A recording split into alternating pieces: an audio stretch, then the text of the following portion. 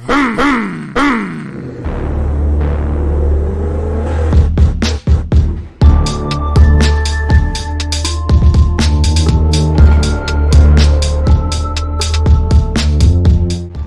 and welcome to episode 119 of Gutter to Gutter podcast. In this episode, I'm joined by Benkei, Bruin and Ben Odgers, who own and operate a company called Drift Japan. Drift Japan is a really cool organisation who will take you on a fully guided drift tour of Japan, but they tailor an experience that best suits you and your needs. In this episode, we get to go deep into the Drift Japan experience as a whole. We cover off on everything from how best to contact Drift Japan and show an expression of interest, right through the whole experience from start to finish, what is included in the package and how the whole experience has been put together with years and years of combined experience while trying to keep it adaptable for you. Things that included in the package are flights, transfers, accommodation, food and drinks at the track, transport to and from the track time, cars, fuel, tyres, mechanics, instructors, as well as workshop tours and so much more. As the boys have said in this episode, it's actually easier to list what isn't included in this package. It was really cool to sit and chat with these two gentlemen and hear how much has gone into putting this package together to make the whole experience unique to your needs, as well as taking into account so many little things that you just wouldn't think about until you get caught out by it while you're over there. This episode is a little bit different to our usual format, and I absolutely do intend to get both Benkei and Ben Odgers on for their own episodes to tell their individual stories in the future, but I hope you enjoyed this one. I really do think it has a lot of information that you can take away even if you don't ever get a spot in a future Drift Japan tour. So please enjoy this episode with Benkei Bruin and Ben Odgers on episode 119 of Gutter to Gutter podcast. Hello everyone, welcome to another episode of Gutter to Gutter podcast. I'm Static, and in this episode I'm joined by Benkei Bruin and Ben Odgers. Did I get names right? Yeah, so a lot of people say Benkei because of Luke and that, but Benkei means toilet seat. Is that right? Whereas Benkei or Benkei, however you want to say it, right? Or Benkei is like the Japanese pronunciation of the nickname. He's a historical monk. Very stubborn. Yep. Very stubborn. And then you got Odgie boy. So, gentlemen, how are we? Very well, thank you. Awesome. Thank you for joining me, and thank you for putting up with the delays and everything like that. It's always a fun time trying to get online stuff happening interstate. That's all right. We all have lives to live, I guess. Very true. This is all just a bit of fun on the side, I guess. Absolutely. So I guess we're here today to talk about Drift Japan. For sure. So I guess give us a little bit of a rundown on what Drift Japan is. So essentially it's a tour company built by drifters that went through the hard work of figuring out how to go drifting in Japan. So I started my journey with this back in 2018 with Samet and Okachan. And I got invited over to sort of experience their sort of side of Japan. And while I was there, I made some really awesome connections and found a way to drift cost affordably. And then rather than sort of hold it to myself, so the first two trips I did, right, I spent nearly 60 grand going to Japan, renting cars or buying cars and then drifting. And then figured out I could do it heaps cheaper and I shouldn't keep it to myself. And I could like build a business around it and then take my mates as staff. And so we could all have a mad time and then also introduce people to all the cool stuff that we discovered the hard way, if that sort of makes sense. Like, yeah. And then Ben came into the picture because Ben actually was a guest on my first proper tour in 2019. 2019. Yeah. Yeah, right. So is that when Drift Japan started in 2019? Yeah. So Drift Japan, it originally was called something different, but yeah, basically it was called No Doubt Drift Tours. Drift Japan birthed this year again because we lost it in COVID. But the plan was, 2019, do a drift tour, see if it would be sick based on the two previous trips I'd done. And then Odgie and I suppose, cemented our friendship. And yeah, I don't know. What do you reckon, Odge? Yeah, so on that first tour, obviously I was a paid guest. I'd also gone on the Sideways X tour that same year. So I had a bit of kind of knowledge about being a guest on the tour. And then obviously me and Benkei become good friends. And as a business owner myself, could see the benefit of helping him make it better based on being a guest instead of being a business owner and trying to offer something. My angle was more of like, this is how I felt. This is what I think should be better, but I'm going to help you implement those things and we'll go forward together and make it an experience like as better and just build on it better and better. And then obviously COVID wrecked it. We come back strong this year, rebranded, and I've been involved heavily all this year. Awesome. So have you guys been able to run tours this year already, or? Yes, we're on our third in November. So we ran one in March. That was our first year back. And then we did another one in June. So we took six guests in March. No, it was 7. 7, including, yeah. And then we had 5 Then we had for 5. June. And now we have 8. 8 for November. Yeah, and the November one's going to be super special because pretty much all of them, bar one, are hanging around with us after the tour ends, and we're going to Matsuri. Yeah, right. Yeah. That's really cool. It's pretty exciting. Absolutely. So I guess what was the initial idea behind it? Was just yourself trying to get people the drift experience in Japan, is that right? Well, so how it sort of first happened for me is, so I went over, I was fortunate enough to get invite over and have like a car to be able to drive and a place to stay, right? So I obviously had a lot of time on my own when I wasn't driving, when I was like adventuring. And so I met some really good friends of mine, Josh and Kirk. We became friends on the first trip I went with Japan with Zamet in like 2018. And because we went and sort of figured out the hard way to do things, like we're like, oh, we'll just catch a train from Tokyo to Mount Fuji circuit, and then we'll just get an Uber from Fuji town to the track. And when we got to the track, there's no Ubers. And so we're like, oh, we've now got to walk like a 4-hour walk on foot to get to the track. And we were lucky enough to sort of stumble into an auto shop run by a lovely lady who spoke a very small bit of English. And she was like, oh, I can tell you're into cars. I know a really good person that speaks really good English. Let me call him. She called him. He owns a local fruit shop, but used to be a racer. He ended up coming down, picking me and my mate up and driving us to the track. Right? So we had this amazing experience. And Japan is a lot like that. So in the reason I went back again, like I literally went back like 2 weeks later. So in the space of a month, I was in Japan twice. I was there for basically a month. And did all these insane adventures and found all these awesome people and all these backyard shops, and just everything sort of fell into place for me. And then when I got back, even while I was there talking to the people that I met, we were like, we've got to turn this into a tour company, because I met Danny, one of my old business partners, or still a business partner now. And he had a company called IDR,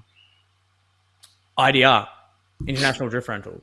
And that's actually how I first got rental cars in Japan and figured out how to put all this together. And rather than keep it for myself, I was like, oh, I can share this with my mates. Let's figure out a way to turn this into a business and see what we can do with it. And the first tour was sort of Ben. And the idea behind it was to try and keep it as much like the feeling of finding things on mistake, right? But without actually having to find them on mistake, because everything's planned for you. Right. That makes sense. Yeah, absolutely. Yeah, so that was my vision. But then Ben obviously came on the tour and the vision evolved. Right. So when did you, which was that was pre-COVID, is that right? Ben, that was 2019. We had the Finks come with us too, a few drivers, and a Kiwi. Yeah, it was a good experience, and it kind of just left me wanting more from it, and something that I could help outside of my normal 9 to 5, working on cars, drifting. There's this avenue where I can help myself get to Japan and be selfish in that way, but then also, you know, as a father too, like experience things with people that never experienced them before, and kind of show all the cool stuff that we've found and done and the things that we enjoy, we're able to like take people and show them exactly what we've done. So it's just a whole lot of fun, to be honest. Yeah. It's nothing but fun.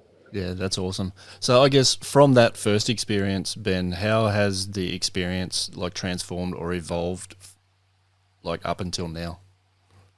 So what I like to say between me and Benkei is we're like yin and yang. So we're like, you know, if I'm the level-headed, then he's the opposite. And I guess most people that know Benkei would know that too. And I think those kind of opposites attracting is good for business because, I've got like more of the calmness, this is what we need to do. This is the planning. I've come in and I do all the itinerary. Everything's down to the dot. Yep. And then I can say, all right, Benkei, you've got like a couple of hours, do whatever the hell you want, and then it keeps the experience quantifiable for the guests. So you know what you're getting, you know where you're going to go. You don't feel like you're just waking up and going, what the hell's going on? There's an itinerary there. You can check it out. You can check out all the cool places you can go that we're going to go to. But then you can also say, I really want to see this. I'm really into this type of Japanese scene. And then we can put it to the group. If everyone wants to go, we all go. If not, we split the cars. Choose your own adventure, but still have that structure that you pay for, I guess. Yeah. So one of the biggest additions we made sure we put in when Odgers came in was, one, more structure, but two, implementing like free days. So where we have here, these are the planned items that we can do, but we can just drop you somewhere. You can go do whatever the hell you want all day and we'll pick you up at the end. And we recommend here, and here, and that's actually been quite good because when you've got a group of 8 people plus, right, because you've got our staff as well, and then we've got other friends and compatriots that sometimes come along that translate or do this or do that, you know what I mean, with their special linkages. So not everyone wants to do the same thing. And by being able to have this good yin and yang between the two of us, we're able to be a lot more flexible and split things up. Then we also have our support mechanics. So we've got a lot more structure now that enables us to still provide that really good, authentic, what the hell's happening experience. Oh, we just stumbled across this, but it's all planned, if that makes sense. Absolutely. So I guess if we get into sort of the tour, give us a bit of a rundown. Like, where do we start and where's best to contact you? Definitely the website, which is driftjapan.com.au. It's pretty simple. Or email, which is driftjapantours@gmail.com. They're the two best ways to contact us. Or on Instagram, Drift Japan Tours, or Facebook, Drift Japan Tours. Yep. So it's simple enough to sort of, if say I'm thinking about it, I've got a little bit of money behind me, I'm thinking about it, something I want to do, I can contact you through either one of those channels and we can get the ball rolling from that. 100%. That's really cool. Usually we'll direct you to the website to fill in a form, depending on how keen you are, and then you can register interest. I constantly email out to the database as well because not everyone is ready to go at a particular time. We've already got 4 spots set aside for March. We're only taking 8 people in March next year. So that means we've only got 4 sort of set aside, and deposits only opened a little bit ago. So you've got to sort of get in quick. The thing I've noticed about it is the first tour basically went like hotcakes. Then the second one, because there was a lot more time for people to sort of get active, was quiet for a bit and then went like hotcakes. And the closer we sort of get to leaving, the more emails we get of people being like, oh, can we squeeze in on this one? But we're very selective in who we take on tour. I don't want you to come if you're the kind of dude that wants to sit a car in Limmy and have a mad time blowing sets. It's not what we're there for. I want you to come if you don't want to have anything to do with the cultural experience. Does that make sense? And I definitely don't want you to come if you're going to cause problems with other people on the tour. So I try and chat with everybody to make sure that we're going to have like a good group and that all like-minded people are coming along, if that makes sense. Yep. That's really cool. It does kind of self-filter, I guess, like anyone that's keen to spend money to go to Japan to find out these cool tracks that we go to and to do the things that we say that we're going to do in the itinerary has kind of got a similar mindset. So we found the people that have come through the questions we've asked on the initial application have all been fantastic guests. Oh, amazing. Every guest, they're all our mates now. Yeah, well, Like, that's the other cool part about it is you take these people overseas and then you come back with new friends and more people to drive with. yeah, well, that's really cool. Yeah, 10 days nonstop with a group of people, you get pretty close. You get really close. Like Andy, who, we hadn't met. I'd met Andy a handful of times at Archie before he came on tour with us, and for not a great deal of time, just for small increments. And we're like absolute best homies now. Same with Ben. Ben and Andy got along really well, and Matty and Dave Lee. Dave Lee became an integrated part of our society, And same with all the boys like Adrian. Adrian came in March. He's been one of my students for like 5 years. He comes along, goes to Japan, first comp back, wins. Yeah, that was good to see. That was another reason. Very dad moment, that one. So I guess with that, like, how much sort of track and seat time do you get on these tours? So we do 3 track days. Yep. And it's a full day. And we do maximum 3 people per car. So it's normally about 2.5 people per car per day. And we're there for 8 hours. Like the track, most of the time after lunch, people are just kind of chilling out, talking shit. Like the cars are just sitting there. You got to kind of go around and be like, "What are you doing? Get in the car and go for a drive." Yeah. People don't realize like how big an 8-hour day on track is when it's literally you and 2 other cars. You know what I mean? And maybe 1 or 2 other cars. Like we're very fortunate with the connections that we have that we get access to these tracks privately, and then we get to bring special guests along. And then people sort of think in their head when they look at an Australian track day, if you're at QR for 8 hours, right, for Matsuri, you maybe got an hour 20 track time with all the weights. You're at 8 hours at Mayhan and we've got a private booking. You could be on track for 6 of those hours. If you could be on there for 7 if you didn't want to stop and eat food. Right. You know what I mean? Yeah. Yeah. Definitely track time is not the issue. Yeah, awesome. Yeah. We also have, we have spare cars in case things happen that we've worked into the business model to try and alleviate some things from the first tour where a car might get damaged or anything. So I bought my own car on the second tour, which has got rego. So it's a cool thing. We get to get the guests to drive to the track, boost it down tunnels and big kids again. And most of the boys actually in June were like driving the cars on track was sick, but the coolest part was driving Odgers 14 like 3 times. So that was just a little added thing that I wanted to bring to the tour, but also selfishly I've got my own car there as well. So it goes hand in hand that as a business owner, I've also got my own personal car there. So it is a backup. So like the chance of not getting enough track time is it's not an issue.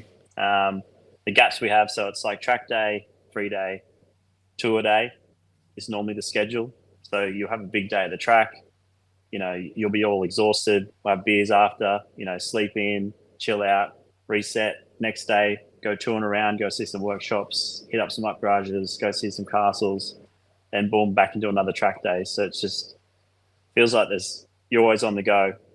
But if you do need more, the last trip, the boys booked another day. They were that keen. Is that right? Yeah. Yeah. Yeah, they were that keen. So they went. They just all chipped in. We took another couple cars back to Bioku and they ripped them again. Like, yep. Why not? But this trip we'll be going to Ebisu, so there'll be plenty of time for guests to get their fill. Yep. And kind of set the tone for the new ones in the next year. That could be a possibility. So if people are looking at like going for a longer trip, seeing more drifting, that we'll start tying those in together. Yep. But that is a bit of an option that people have on the fly, right? To add an extra day here or there. Yeah, come earlier, stay later. Yep. Bronson from the first trip, he went up to the snow and ripped some ski fields.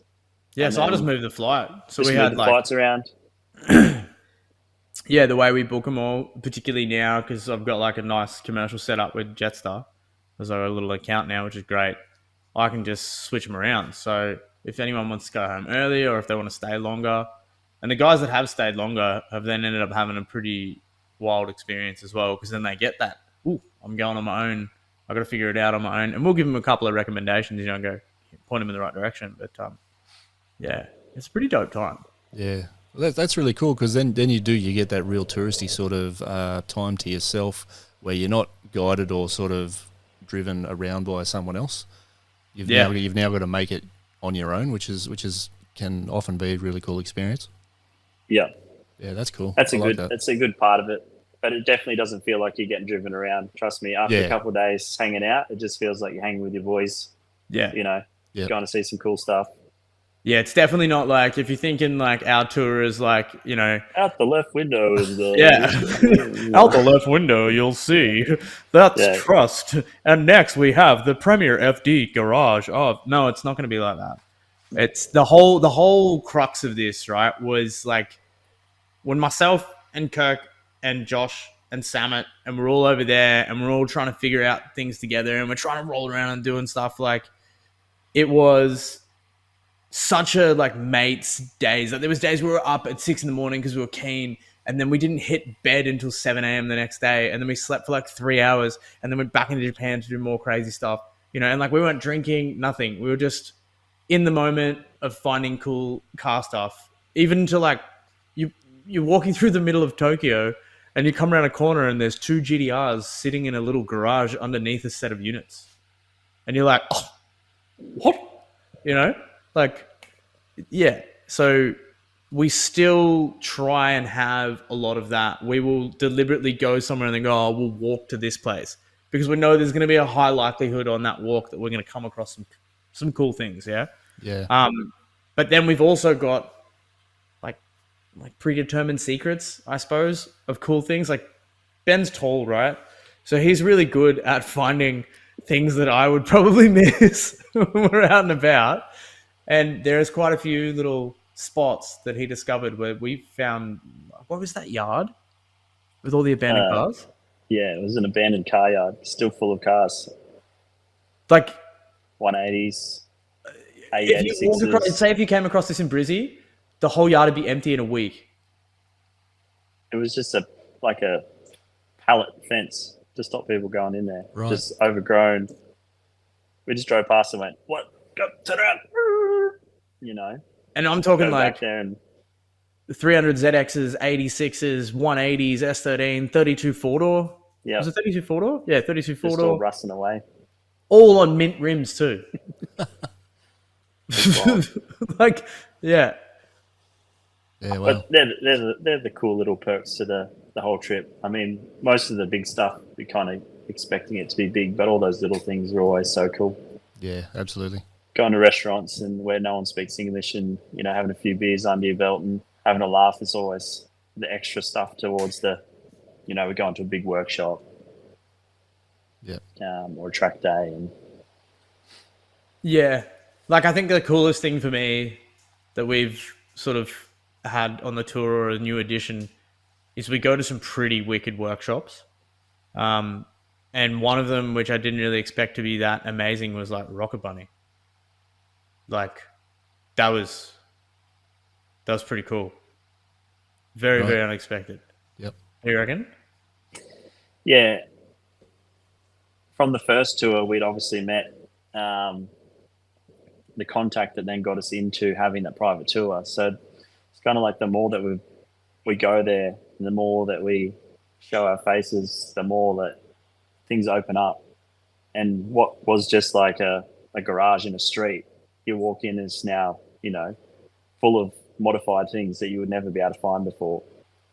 Yeah. So when we get to do that, it's just like I'm blown away myself. Like, I can't imagine what the guests are thinking when, we take like this detour off to go see something that someone recommended and someone called ahead, and then all of a sudden it's like, whoa, where the hell was this? Yeah. Right. So especially nowadays, because everything's so old. Like, the cars are 30 years old. No one drives them on the streets. To see one on the street is magic. Yeah. Yeah. So to see Japanese people still modifying is just like... Yeah. Let alone really seeing cool. shops that are like still got Z-tunes and then they're modifying the Z-tune. And you're like, who in their right mind is doing that? But they are. Yep. That's the sort of things that I am really excited, and the strength of the partnership that Ben and I have on that yin and yang has then led to relationships that have been opened that I probably might not have secured myself, because I probably am not that way inclined for that person to see me valuable, if that makes sense. But because Ben is flipped on that other spectrum, he brings the opposite side. So we have more pathways opening now. And it's years and years and years of putting in effort while you're there to sort of build those relationships. And then because once you build trust with the Japanese, they kind of like treat you like family. So the more they're seeing our faces now, we're not just some random gaijin that rocked up a few years ago. Yep. Do you know what I mean? Yeah. Like, we're people now that are coming and contributing on a regular basis. Yep. So I guess people that are coming on this tour with you guys, they're now getting, I guess, like years and years of your experiences and connections sort of build up and put into one package for them to experience. Yeah. I mean, for me, the selling point of the tour, if I was looking at it as a guest point of view, is that all the time it would take to go to all the different places and find out what's there and what's not there, we've already done. So going to a shop that's you think's big on the map and they don't want to talk to you and they snub you, but you spent 3 hours getting there and 3 hours getting back.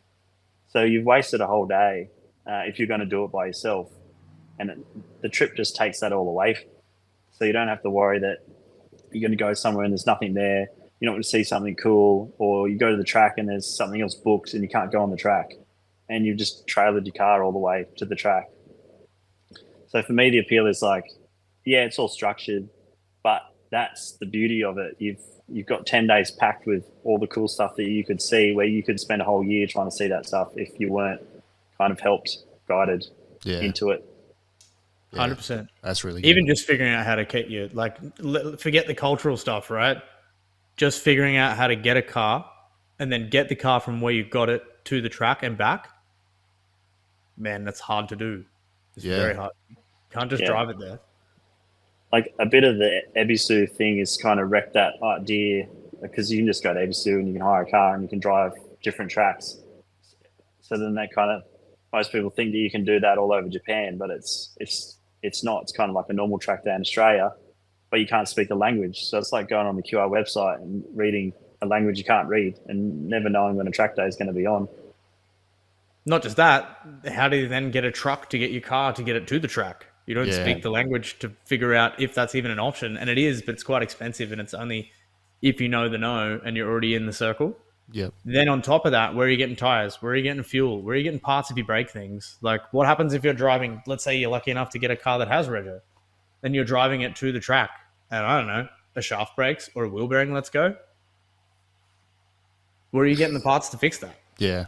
You know, so these are small things that we've sort of really tried to look at from our personal experience. Like, we've been so heavy in drifting now for the last, 5, 6, 7 years, and nonstop. Like, we're constantly at events. We're constantly at Archie when Archie was open. There's just all this sort of experience around what can go wrong, and then how to be prepared for that so that guests don't even notice. You know what I mean? When something goes wrong with the car, we've got a solution to fix it, and we've got something backed up to keep the guests distracted. Not that we don't tell them, we always tell them, but more that they just don't notice, and then the car's back working, and then off they go. No downtime. Just get another car, we'll fix this. I'm a mechanic, obviously. Ben Chan's a mechanic. Benkei was an apprentice mechanic. Like, we're drifters, 4 drifters. We know what it means to get to a track day smoothly. And when drifters come on, they're like, oh my God, it's so cheap. Like, for me to go to a track day and I had to travel and get accommodation, get the car ready, and how long that takes, get the tires, get it prepped, get it sorted. And I can come overseas on a holiday, wake up in the morning, get in the car with the boys, crank some beats, get to the track, skid all day, not lift a finger, don't get dirty. Yeah. Go home Don't have after to years, change you're the like, tire. that's the best day in the world. Nothing. That sounds like a dream. Fuel, It is. It's great. That is and then the the dream. the point behind that as well is, like, we have myself, Ben, and Ben Chan, because I myself, Ben touched on it, I was an apprentice mechanic. I did, like, basically equivalent of third year as a performance mechanic, right? Back with Ben Chan. And he has a very specific, structured way of working on cars. Odgie has a very specific, structured way of working on cars. So the people that taught me how to work on cars are these people that I'm exposed to. So I also have a very structured, except if I've got tools everywhere, I can be a bit rough like that, but I have a structure to the process, right? And so because of that, we've really tried to take that same focus we have with our personal drifting in our cars into the business.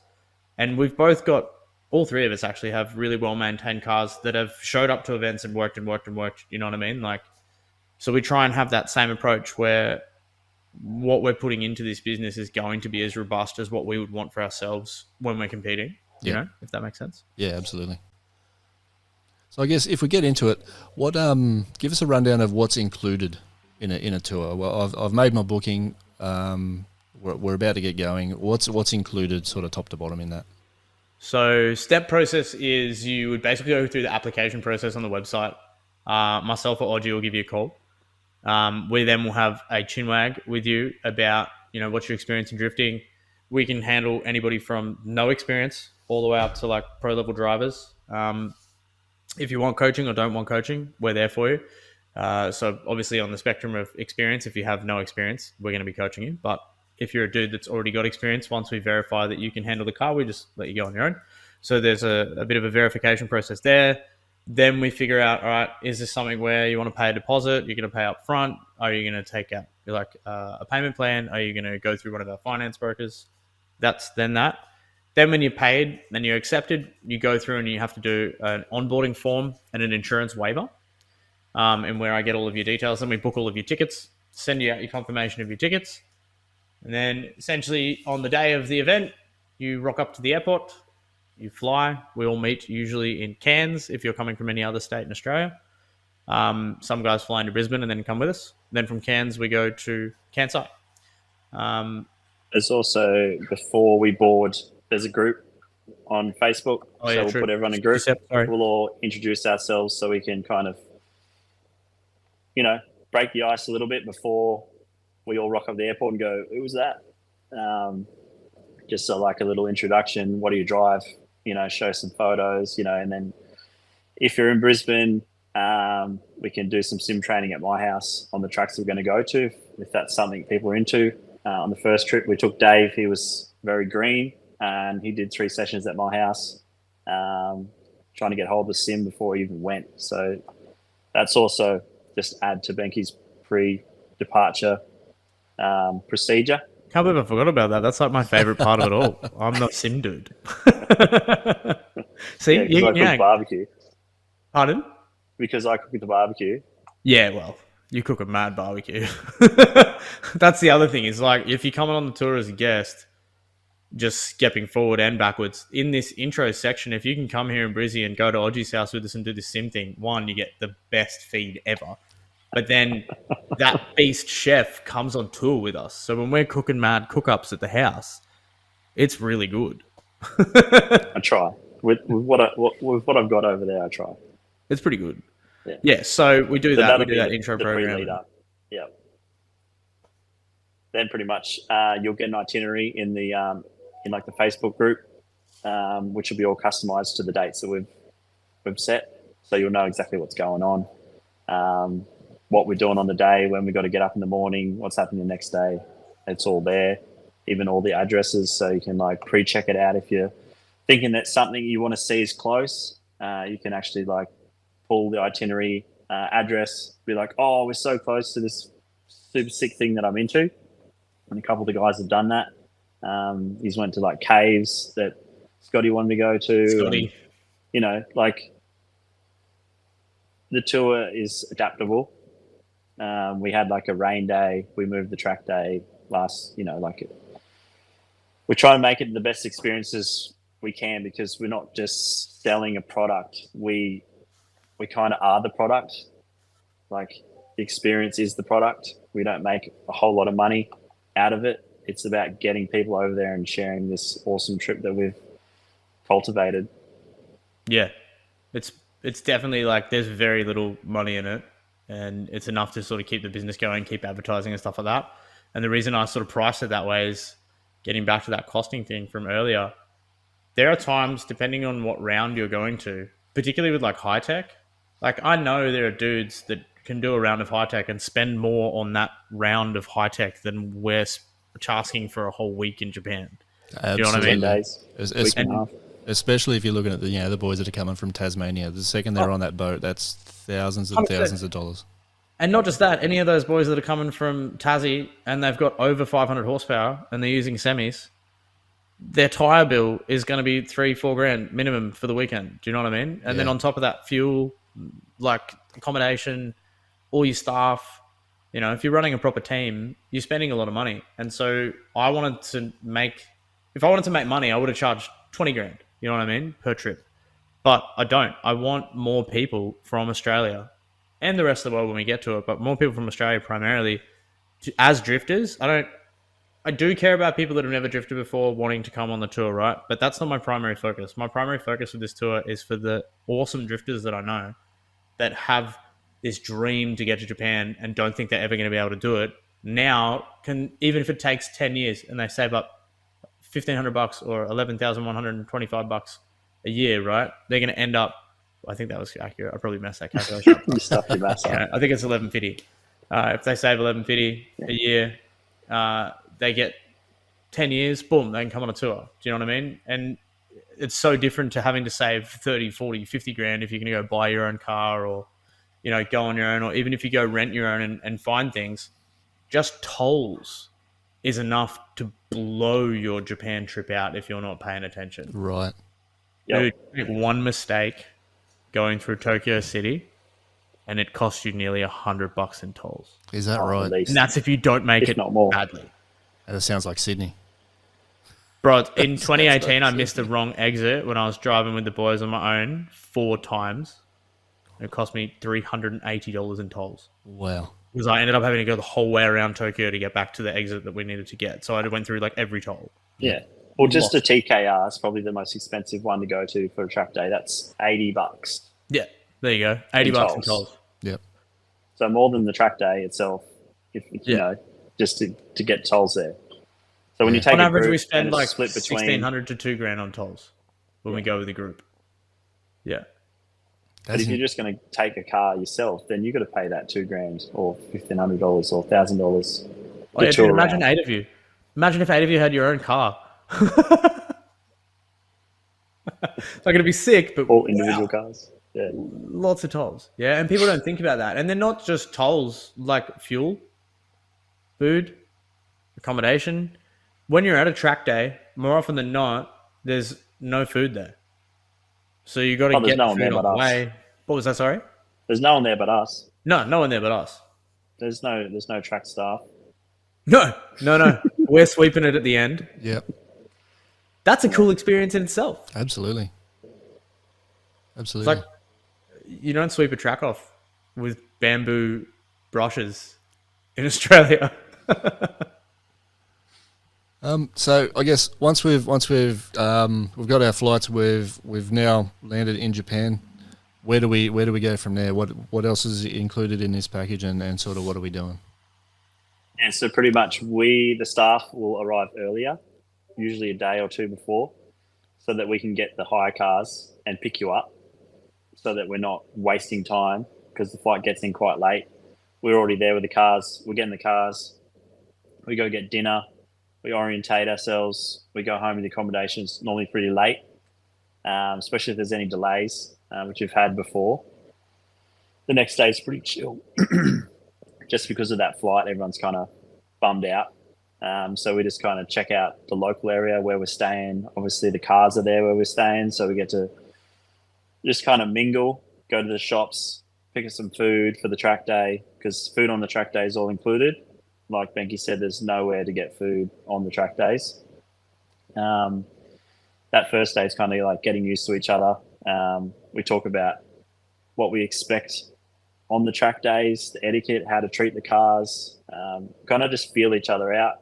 The next day is a tour day where we'll go see some sites. We'll go down to the workshop that we're partnered with, Pro Shop Diversion.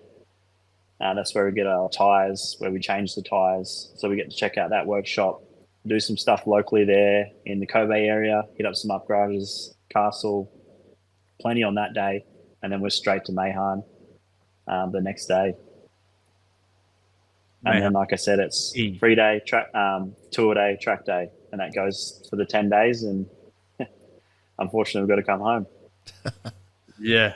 So I guess we're looking, what you'd call shuttles. So we got like our transport around. We got accommodation. We got the track days, track time, all that sort of stuff. Cars, tires, fuel. Cars, tires, fuel, food on track days. Yep. It's probably easy to say what's not included. That's breakfast and sounds dinners. insane.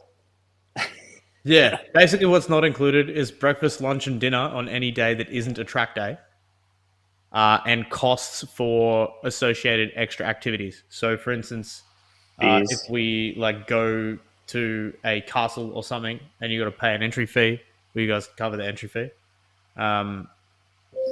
It's basically outside of that, everything else is pretty much included: flights, accommodation, tire, fuel. Anything to do with the cars is all covered. Yeah.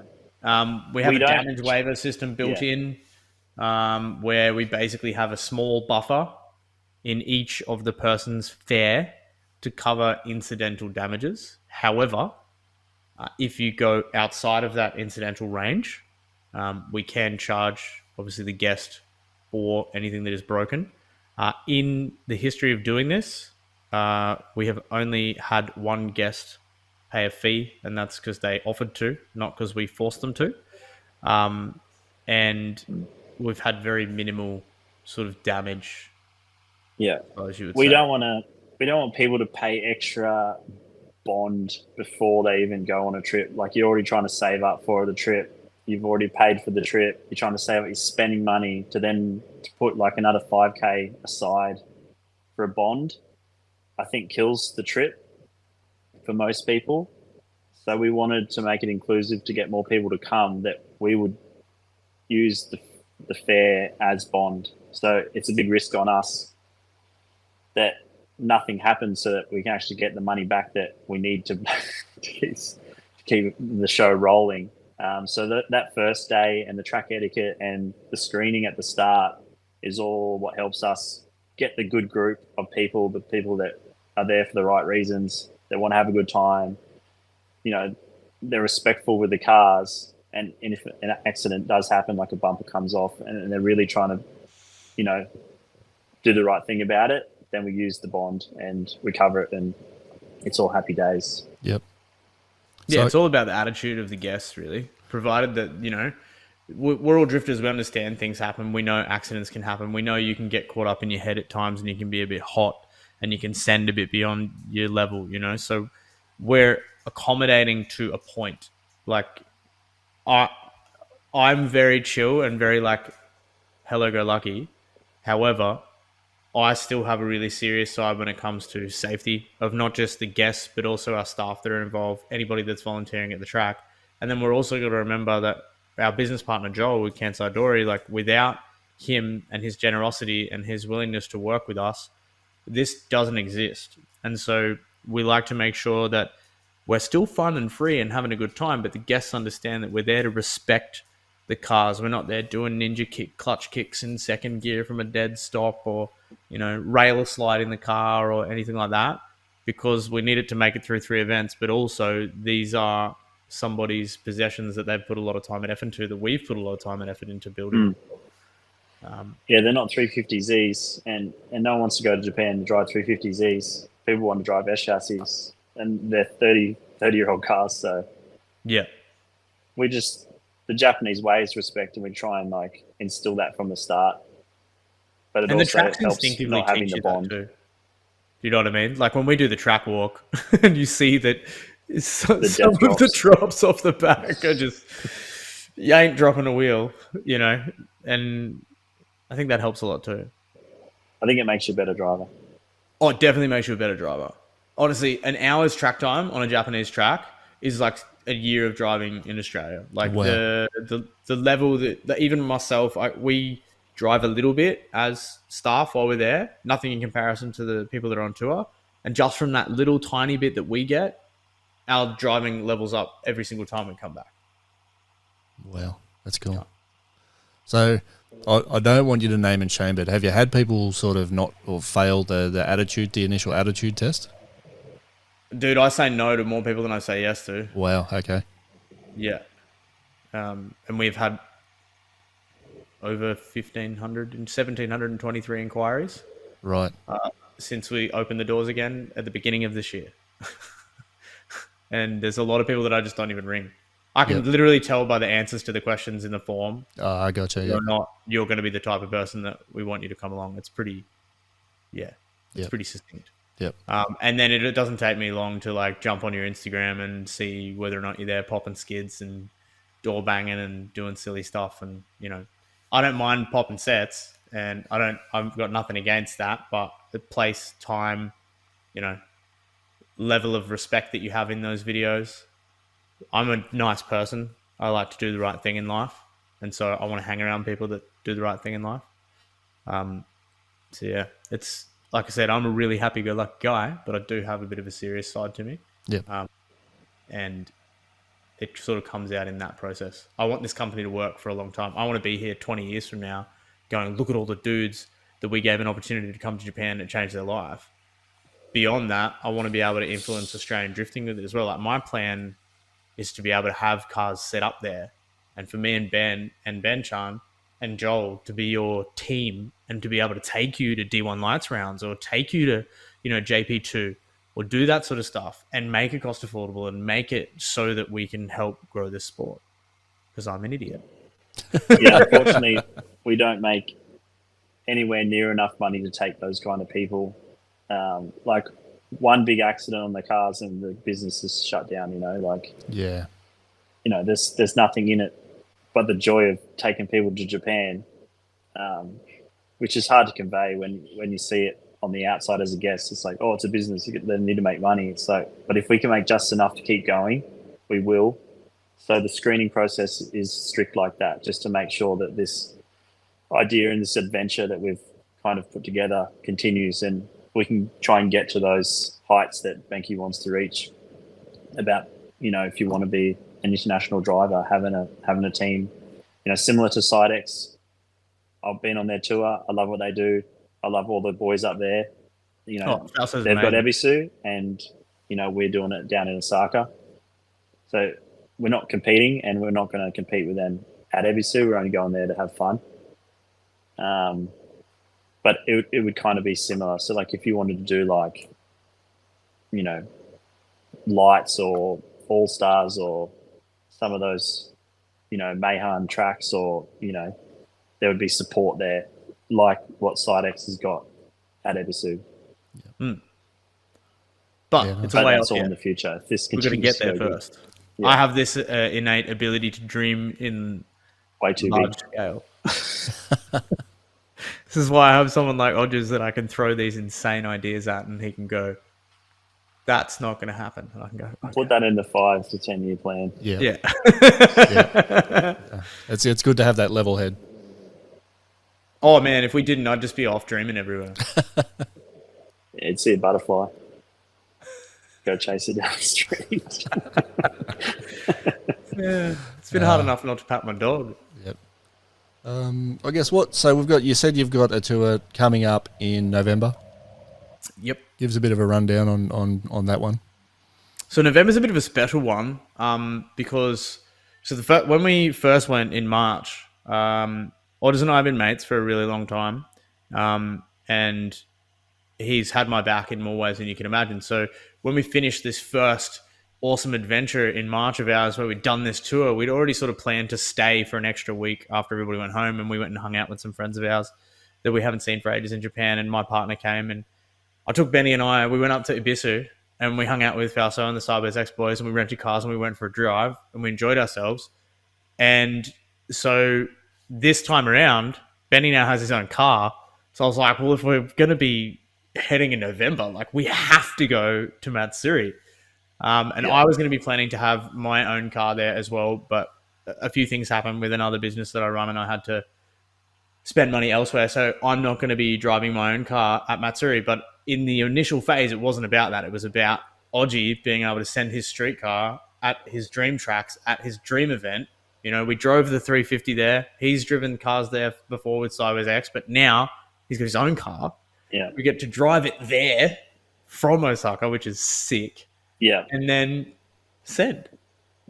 So that's some of the special things of this tour. Obviously, we're going to do everything that we normally do in Osaka, the 3 track days that we go, all the cool sites that we see. But then obviously, I think one of the guys is coming home, but then everyone else is going to follow us up, and it's going to just be a big road trip all the way up because it's a fair bit of a hike. So I'm planning at the moment some accommodation to stay on the way, all the up garages on the way, you know, stop at Mount Fuji, you know, all the cool stuff that's in the middle between Tokyo and Osaka that no one really would hit. We have to go through it. So then getting into Yokohama, going to like Big Bang Karts or seeing some cool car stuff there, then going up to obviously Ebisu and hanging out with everyone in the world. Pretty much everyone I talk to is like, I'm going in November too. So it's like, so it seems many like of a our mates big, going, so, a big one. And then we can just fly straight out of Tokyo and we're home. That's awesome, and it's so cool to see while you're explaining that how the excitement on Benkei's face. The more and more you're explaining how excited his face was getting was unreal. So, well, I'm so excited, man! Like, that's the charges.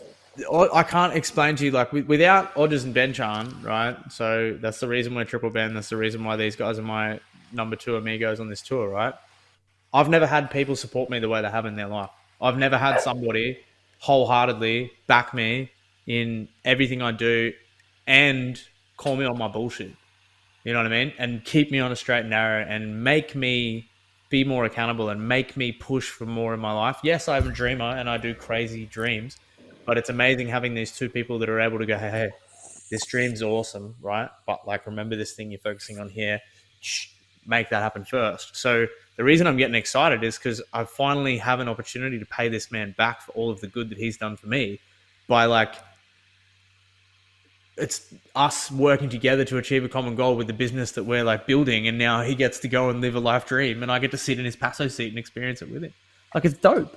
And then I get to bring a bunch of people on, and 3 of those people, funnily enough, like, won their chance to come on the tour. They won their chance. Yeah. I guess tell us about that. Long story short, but basically there was some giveaways that were done with a non-profit, and they won. And so rather than make them wait, they're going straight away. Awesome. That's unreal. Yeah. We can talk about that another time. Yeah, absolutely. We definitely will. We've already discussed the fact that we're going to come back and revisit and do a podcast with each of you guys. So that'll be really cool. We can revisit then. That'll be unreal. Yeah. I guess, is there anything else that you guys wanted to add that you haven't been able to yet, or? I think most of it's covered, but it's interesting to hear other people's questions. I absolutely love talking about it. Like, when I'm even at high tech events, people are like, "Oh, are you ready for next round?" I'm like, "Oh no, I'm going to Japan. I'm so excited. I'm going to Japan." And like, "What are you doing?" I was like, "Oh, don't you know? Like, I co-own this company where we take people to Japan, and like I'll spend like hours just talking to them about how sweet it is, like the same as what we're doing here." Yeah. So it's interesting to kind of answer people's questions, and kind of the same when you're on tour. Like, people are just so excited to know things, and for me to be able to have the information to give them is exciting. Yeah. Yeah, that's definitely my favorite part, for sure.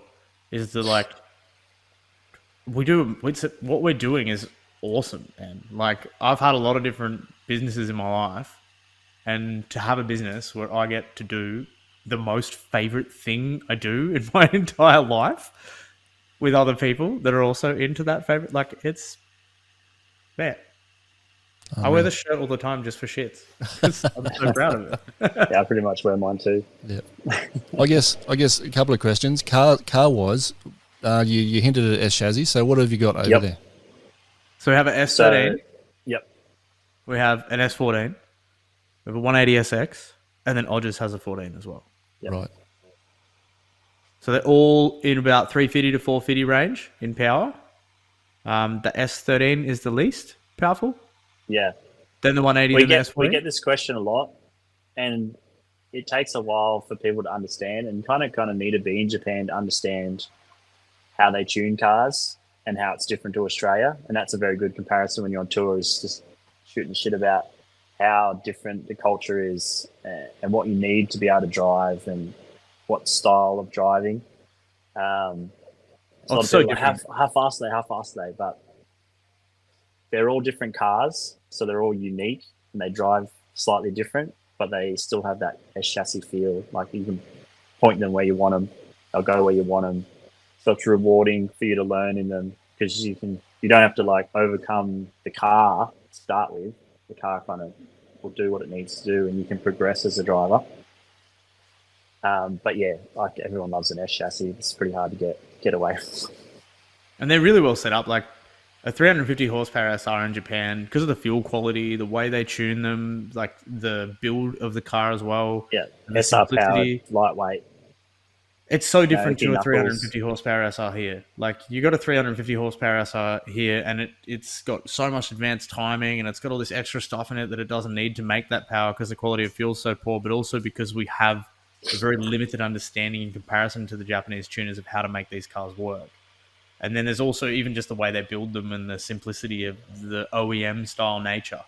You know what I mean? So that the millions of dollars of engineering that went into building that car in the first place is used to its maximum. So you're talking these cars, like the first time I got in the S13 and drove it, it felt as easy to drive as a 600 horsepower LS car. Like that much power, but it was not. It was a little 350, you're punching third and like it's a good time, but they're not, you don't have to hammer them. Then every SR I've ever driven in Australia, I've had to absolutely kick the bejesus out of to get it to do anything, and it's been quite a depressive experience. It's Driving in also track, Japan, so the track's different.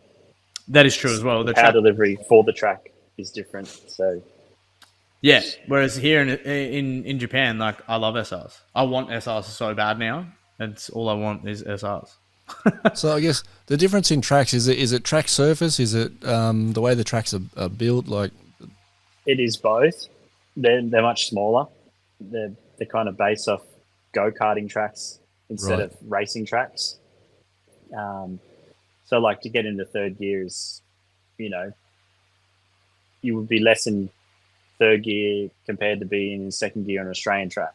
You know, like your Australian track's third and fourth. You need the legs, you need the power to get the corners. It's a different style because of the layout. So then that promotes a different style of driving as well, where we kind of like not get rid of bad habits, but kind of teach that kind of Japanese style, like less hand brake, big flicks, weight transfer. Just using your feet. You know, it's a different experience, and that's why it's so good because you're not just going overseas and doing the same thing you do at QR every weekend. You know, it's completely different, and people are like, "Wow, this is amazing!" Like, I've just learnt to do an entry without a handbrake, or whatever they're trying to achieve for their driving, you can achieve it in Japan. Yeah, basically every single group we've done, all of the drivers, no matter what their skill level, even if they've already been talented, have grown, learnt more, and been able to come back and be better drivers.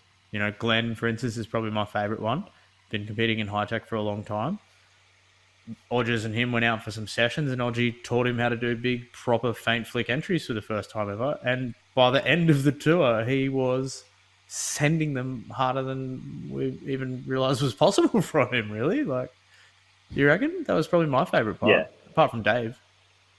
Yeah, I don't want to stigmatize it with like teaching or coaching. Definitely not. We don't want it to feel like we're telling you what to do. Like, we'll set the boundaries. We have the track meeting in the morning. We'll go over what's safety, what not to do. If you need help, we'll sit in the car, but we're not going to say, this is how you should drive. We want you to develop your own style. So we're kind of just there to be like, well done. Maybe next one, I reckon if you went a bit further over that way, see what happens. And kind of push you slowly just towards suggest. achieving what you want to achieve. Yep. Because no one really wants to be on holiday and go, like, don't do that. No, it's definitely not like that. It's definitely like your mate being like, "Boy, that kickflip was sick, but imagine if you did it a little bit like this," you know? Yep. Yeah. That was more what was with me and Glenn. Obviously, Glenn's probably a better driver than myself, so you can't really go into a car and say, you should do this. It's more like, that was sick. I wonder if we did it maybe if we changed into third here, or maybe if we did more of a feint or more speed here, what would happen? And with the better drivers, you can. And then with the less talented drivers, the development is so fast. Obviously, Dave, we had doing the coaching on the sim at my house. Pretty much, I think he drove my car once 5 years ago. He drove mine just before we went to Japan. So we got him on tour, and from Mayhan at the start, being fresh to like being by himself at the end of the day, linking the track was just mind blowing to see. And he was ecstatic, So that was like one day, essentially, from green to linking the track. Yep. That is insane. Yep. And he was linking the track like by probably 3/4 of the way through the day. Yeah. It was quite good. But then on the flip side of it, we have Phil, who came along in June, and Phil was incredibly green, but rode motorbikes. And so had this cautious understanding of the dangers of speed and had car control and did do grip stuff. And even he progressed phenomenally from his first corner all the way through to the end of the first day. And by the end of the final track day, had figured out how to drift. It was a little bingle, but he figured out how to drift. Well, I was in the car. It was my car, and I was, get on the gas, get on the gas. Yeah, Odgie was encouraging him. He was giving a little bit of hey. Yeah. That was on me, that one. So yeah, that's cool. It's so important too, that experience. You know what I mean? Like one bad experience with an instructor can destroy like everything. I remember I've done a drift school. I was having a great time. It was only a short one. I was having a great time right up until the last instructor, because you're kind of jumping through cars and through different instructors. The last instructor just had the worst attitude and destroyed the whole day. Yeah, we don't want that. Can happen. Yeah. I feel between the group we have, obviously the three Bens and then Joel, we can kind of mold how you learn based on all our differences. We're all completely different, and the way we kind of guide people through the track days is different as well. So the way I might do it just doesn't click with someone's brainwave. They can't get it, but they can get in someone else, and all of a sudden the information's working with what they're giving, and it's all coming together, and they're like, oh, thank you. Like that's what I needed. I just needed something slightly different. Yeah, just that slightly different delivery of the same sort of message. And there it is, yeah.